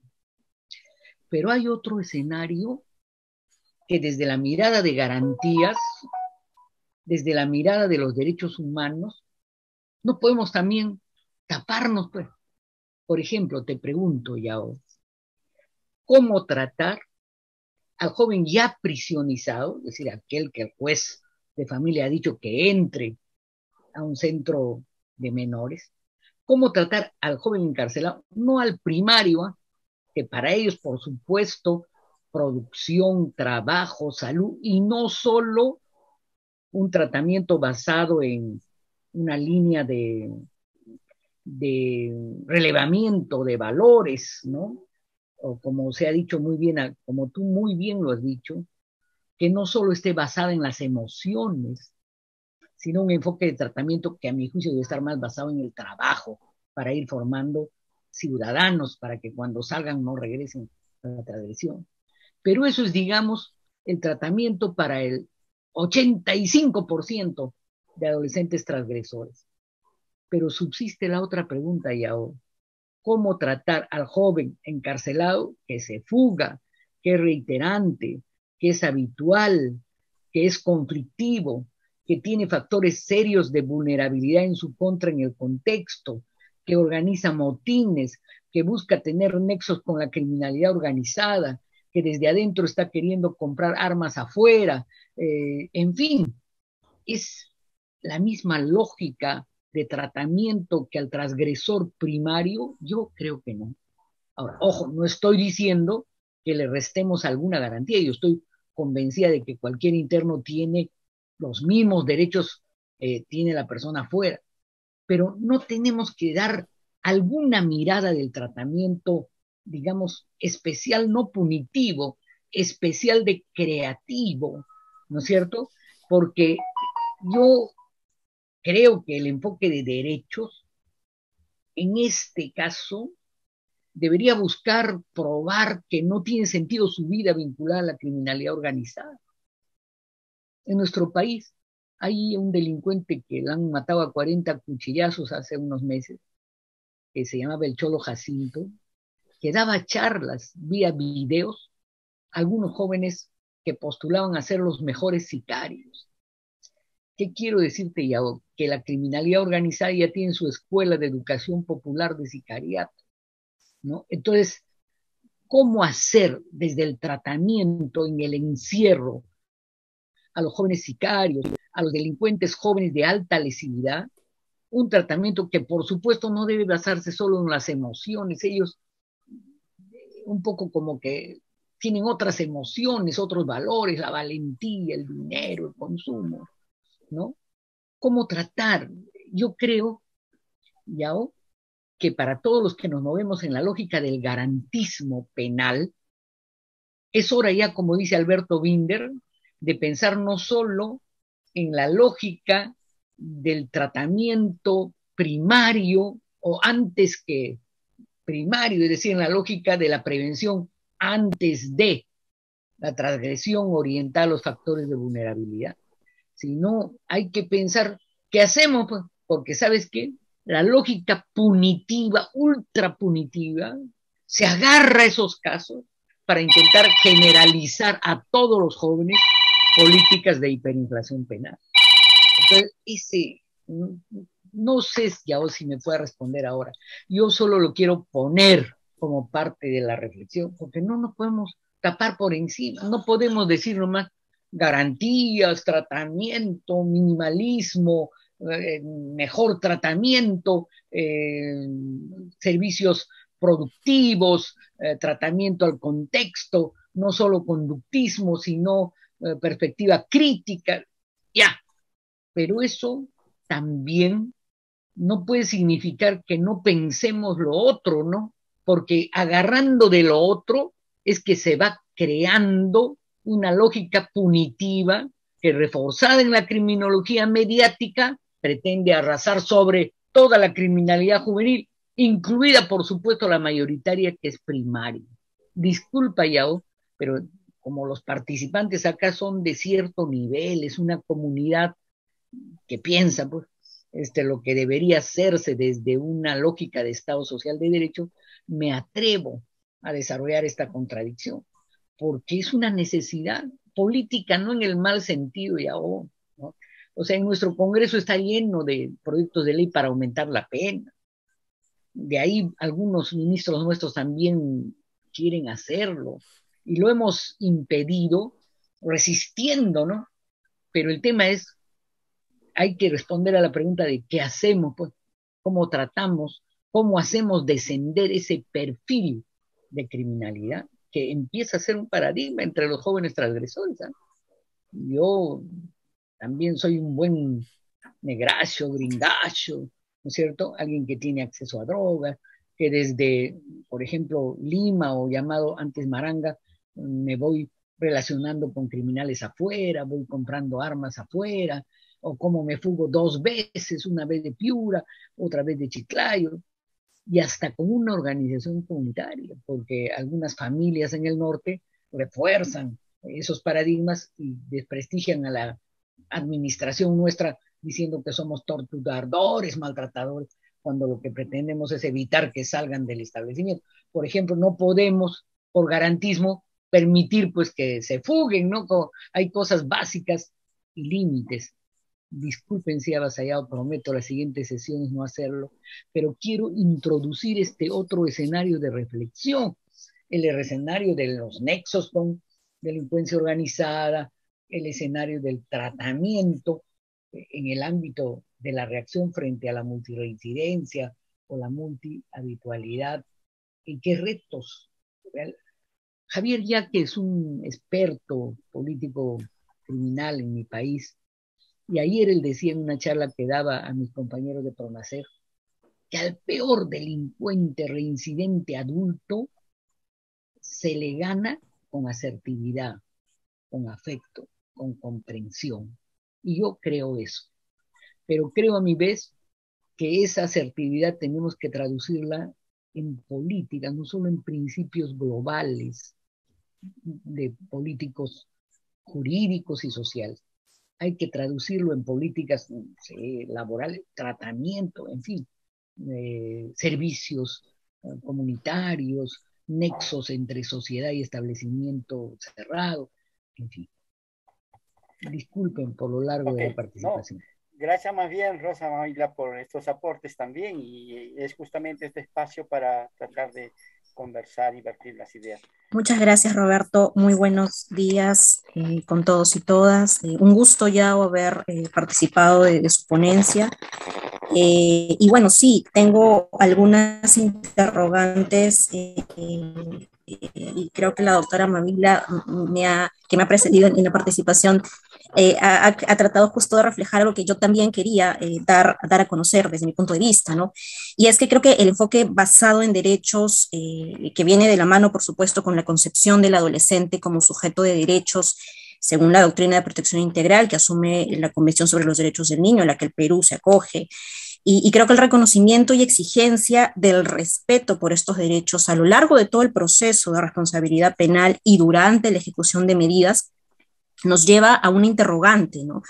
¿Cómo compatibilizamos esas exigencias de respeto de derechos a nuestros adolescentes, entendiendo que, por ejemplo, cuando se ejecuta una medida de internación, el único derecho restringido es la libertad? ¿Cómo compatibilizamos esta exigencia de respeto de derechos a nuestros adolescentes cuando nos enfrentamos a una sociedad que, lejos de propiciar esta exigencia de respeto de derechos a nuestros adolescentes en conflicto o apoyar incluso las expectativas de reinserción social, se muestra reticente a ello? ¿Cómo no culparlos? Y por ende nuestros tomadores de decisiones, los poderes del Estado, evidencian muy poco interés con esto y lo evidencian con poca inversión, por ejemplo, para educación de los adolescentes que están privados de su libertad, para trabajo de los adolescentes que están privados de libertad, para la salud, derechos fundamentales, ¿no?, de toda persona en nuestra sociedad. Entonces, nos hace falta, en efecto, mucha política educativa en la población, mucha política preventiva, por supuesto, mucha gestión desde ese lado, y ese interrogante de cómo compatibilizamos esto, incluso durante la ejecución de medidas socioeducativas, cuando tenemos limitados recursos para apoyarnos en estas, y apoyar y soportar estas expectativas que, por supuesto, nos alientan, ¿no?, en el trabajo diario. ¿Cómo compatibilizamos ello? Otra pregunta que quería formular, ¿no?, en relación ya con otro tema, que es la remisión, que es nuestra única, por lo pronto es nuestra única forma de desvío en la legislación nacional. El Código de Responsabilidad Penal de Adolescentes, por supuesto, ya prevé otra, que es también el acuerdo reparatorio, pero todavía no está vigente. Hay una gran interrogante que siempre, sobre todo los colegas del Ministerio Público tienen, ¿no?, que es si la remisión, que para nuestra legislación actual solo es posible en casos de infracciones leves, si es viable o no, y que de hecho lo es en otras legislaciones, pueda ser aplicado también para infracciones graves, llámese homicidios, feminicidios, llámese violaciones, ¿no? Entonces, quería saber, y además en caso de infracciones reincidentes, ¿no? Es decir, si el adolescente ha incurrido nuevamente en infracciones de ese tipo. Entonces, quería saber la perspectiva de Yao sobre ese punto. Aquí en Perú hay posturas diversas al respecto. Una minoritaria dice que sí es posible, una mayoritaria todavía está reticente a ello. Sería un poco que nos oriente sobre eso. Y un último punto que también tiene que ver con la compatibilización de expectativas plasmadas en nuestra convención, pero contrastadas con nuestra realidad, todavía nos hace vernos lejos, ¿no? De concretar esta serie de exigencias de la convención. Y tiene que ver con esta vez cómo compatibilizamos principios, por ejemplo, como el de interés superior del adolescente, en los cuales, mediante el cual, por ejemplo, la internación debe ser el último recurso, lo cual ha sido no solo establecido en la convención, sino interpretado y reinterpretado numerosas veces en los diversos comentarios generales y observaciones a la propia convención, y la última del 2019 incluso, lo prevé. Cuando tenemos una internación prevista de hasta 10 años, ¿no? Para 3 delitos. Recordarán que el Comité de los Derechos del Niño en el 2016 le recomendó al Perú derogar el 1204, el decreto legislativo 1204, porque preveía la internación amplia, ¿no? De más de 6 años hasta 10 años para unos 32 delitos, por lo menos. El Código de Responsabilidad Penal lo redujo a solo 3 infracciones: violación sexual seguida de muerte, sicariato y terrorismo. De todos modos, nosotros sabemos, quienes trabajamos en PRONASEG, que nuestro grueso de población también está conformada por agresores sexuales.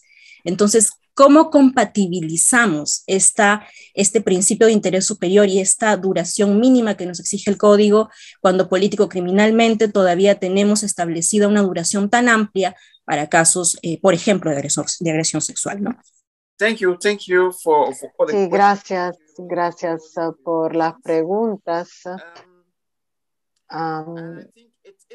Creo siempre es bueno desafiarnos como personas implicadas en la justicia juvenil. Tenemos que desafiarnos con algunos temas difíciles porque estamos tratando a cuestiones muy delicadas. Hablamos de la ley, por supuesto, pero también tenemos que considerar cómo este tema, cuál es el impacto en la población. Cuando se dice, por ejemplo, que un niño ha matado a alguien, es algo no aceptable en la sociedad. Entonces, al tratar estos temas, siempre tenemos que cuestionarnos y tratar de encontrar nuevas formas para abordar el tema. ¿Cómo podemos tratar a los jóvenes que están en detención? Si el adolescente es parte de una banda o si incluye temas difíciles. Creo que una vez que la decisión ha sido tomada por el juez, que la persona con respecto a la infracción cometida debe ser detenida por 5 a 10 años. Una vez que la persona está detenida, hay ciertas reglas que se aplican. Por ejemplo, si la persona es un niño, un adolescente, la persona debe estar separada de los adultos. Creo que esto es muy importante para asegurarse que no haya represalias, intimidación en contra del niño. Y si el niño está con los adultos, se considera como una escuela de crimen, como saben. Esto es importante, separar a los adolescentes y los niños de los adultos. Creo que siempre es bueno tener contacto con trabajadores sociales que se ocupan de los temas de educación, pero también los padres que le ofrecen apoyo al niño detenido. Yo creo que estos parecen temas clásicos, pero son cosas que hay que hacer. Hay que asegurarnos de que no haya intimidación social o tratamientos crueles en contra de la persona detenida. Hay que asegurarse que hay una revisión periódica de la decisión. Hay que asegurarnos que si hay algún cambio en el comportamiento del niño, se puede hablar con el juez para ver cómo se puedan adaptar. Por ejemplo, si es un crimen, si es un delito y el niño quiere encontrarse con la víctima o para hablar, creo que es una cosa que podemos tratar. Se pueden encontrar soluciones para impedir que el niño quede detenido por tiempos largos, porque en cualquier caso, un muchacho de 16 años que está encarcelado por 10 años saldría a la edad de 26 años, sería parte de la comunidad. Sería cómo nos aseguramos que esta persona que vuelve a la sociedad no es incluso más peligrosa de lo que era antes. Creo que como partes interesadas es bueno tratar de encontrar soluciones, incluyendo en este contexto, encontrar soluciones. Y esto me lleva a la otra pregunta. Creo cada contexto puede encontrar soluciones genuinas. Las soluciones que se adoptan en Suiza pueden no ser las mismas de las de Perú, pero las soluciones pueden estar en cumplimiento con las normas internacionales, pero adoptadas a los contextos locales. Por ejemplo, si hablamos de servicios comunitarios para un niño infractor, servicios comunitarios que se prestan a la comunidad, se pueden identificar diferentes tipos de actividades y no será lo mismo de lo que se hará en Brasil o en Bolivia, pero algo mucho más adaptado al contexto de Arequipa o Lima. Creo que hablando de justicia restaurativa, debemos ser mucho más creativos para encontrar nuevas formas, nuevas soluciones para abordar la cuestión. Soluciones que no vayan en contra de las reglas, pero más adaptadas. Acerca de los puntos que destacó Claudia, ¿cómo podemos balancear las reglas, el mejor interés del niño? Creo que el interés del niño es el principio clave. Creo que no se puede hablar de el niño sin observar el principio del interés superior del niño. Dicho esto,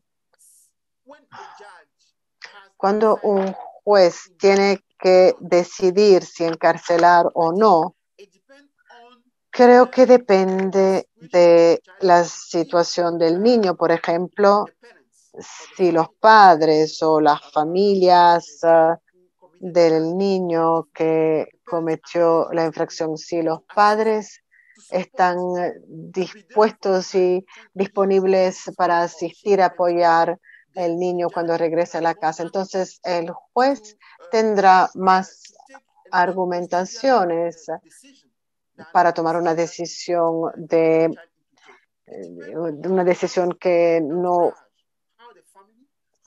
que no prevenga la libertad. Depende del entorno, depende de la comunidad, depende de la familia, si están dispuestos o listos a dar apoyo al niño que cometió la infracción y si él reconoce haberla cometido, si está listo y dispuesto a cambiar su comportamiento. Depende también de muchas situaciones en la comunidad. El juez tiene que tomar la decisión de acuerdo con la ley, pero también si el abogado que le da asistencia legal al niño puede ofrecer unas garantías, por ejemplo, que el niño se enfocara en una capacitación profesional particular. El juez puede ver cómo se pueda adaptar la decisión. Tal vez el niño estará detenido, pero al mismo tiempo asistirá a una formación profesional. Creo que tenemos que mantener que el principio es el interés superior del niño, pero también tenemos que ver cómo gestionar en el proceso de implementación. Si tenemos que gestionar la situación, hay que mantener estos principios, que el interés superior del niño tiene que ser la primera consideración. La idea de esta mañana es básicamente es una entrada a lo que se viene después sobre otros temas. De todas maneras, Yao, muchas gracias por estos aportes, por tu tiempo también y por este esfuerzo de seguir complementando, digamos, la construcción de esta justicia juvenil y estos acercamientos a la valoración de los propios jóvenes, de las víctimas, de los victimarios. Lo que sí hemos entendido básicamente es que estamos en un rompimiento de viejos paradigmas para instalar estos nuevos paradigmas. En el fenómeno de la criminalidad no hay una receta. Aquel que piensa que tiene la receta por ahí, creo que más bien es un conjunto de espacios que tenemos que abrir para encontrar caminos para nuestro país sobre este fenómeno social que hoy para muchos está en un estado sumamente crítico. Hay que recordar toda la historia del cual viene y deviene la justicia juvenil. Es importante, creo que el curso nos va a permitir hablar sobre todas estas dimensiones. Se ha hablado también de una política de prevención inexistente, se ha hablado de una actuación del Estado frente a la criminalidad y ahí estamos. Nada, entonces, Yao, nuevamente gracias. Gracias a Diego Muñoz, a Laura Cervantes, a Eva también de Poder Judicial, que también está apoyando en las cuestiones técnicas. Nada, nos encontramos la próxima semana para trabajar el tema sobre justicia juvenil en América Latina. Vamos a dar una visión general desde los aportes de Maribeló, esta mirada para América Latina, quizá desde los encuentros en los diferentes países, el tratamiento de la justicia, quizá también ahí podamos encontrar nuevas reflexiones. Gracias nuevamente a todos los participantes por los aportes, por su presencia y nos encontramos el próximo sábado. Que tengan ustedes un muy buen fin de semana de lo que queda y hasta la próxima semana.